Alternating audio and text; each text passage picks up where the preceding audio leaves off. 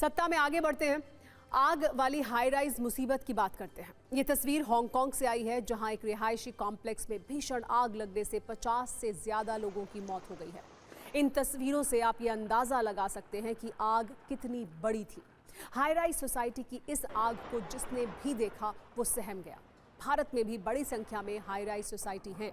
दिल्ली, मुंबई, बेंगलुरु, हैदराबाद जैसे बड़े शहरों में हाई राइज सोसाइटी का कल्चर तीव्र गति से बढ़ रहा है। ऐसे में इस तरह की तस्वीरों और हादसों को देखकर डर भी होता है। हर किसी के मन में सवाल जरूर उठता है कि अगर उनकी सोसाइटी में ऐसा हुआ तो उसका परिणाम क्या होगा। इसको लेकर क्या तैयारियां हैं? हांगकांग की भीषण आग वाली तस्वीरों के साथ आज हम हाई राइज सोसाइटी के निवासियों के डर को डिकोड कर रहे हैं। ये सवाल भी लोगों के मन में उठता है कि क्या भीषण आग वाली स्थिति में बहुमंजिला इमारत सुरक्षित है? जो हांगकांग में हुआ, क्या वो कहीं भी हो सकता है? एक अनुमान के अनुसार भारत में 10 से ज्यादा फ्लोर वाली 30,000 से ज्यादा हाई राइज सोसाइटी हैं। आप ये भी जानिए कि आखिर हांगकांग की सोसाइटी में हुआ क्या है। हांगकांग की सरकार के अनुसार वांग फुक कोर्ट में ये आग स्थानीय समय अनुसार बुधवार को 2:51 पर लगी। 35 मंजिला इमारत में आग में 50 लोगों की मौत हो चुकी है। घटनास्थल पर 800 फायर फाइटर्स को तैनात किया गया। आग को लेवल 5 की कैटेगरी में रखा गया है, जो गंभीरता के मामले में श्रेणी 1 से 5 तक के पैमाने पर दूसरा सबसे ऊंचा स्तर है। 17 साल पहले हांगकांग में ग्रेड 5 कैटेगरी की भीषण आग लगी थी, जिसमें 4 लोगों की जान गई थी।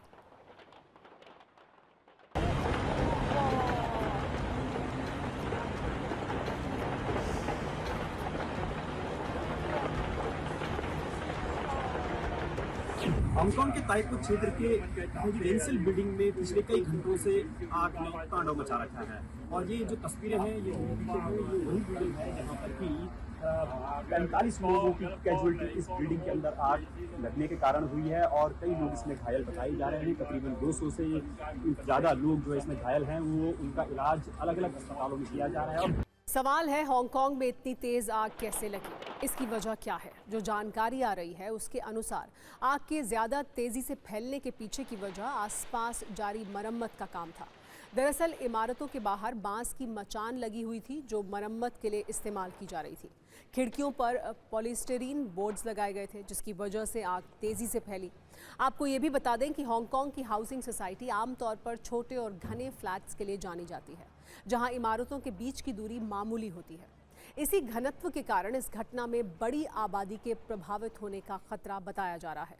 वांग फुक कोर्ट जहां आग लगी थी, यहां फ्लैट्स का आकार आमतौर पर 400 से 500 वर्ग फुट के बीच है। ये कॉम्प्लेक्स समुद्र के किनारे और प्रमुख हाईवे के पास मौजूद है और सरकारी आंकड़ों के अनुसार यहां तकरीबन 4,600 लोग रहते हैं।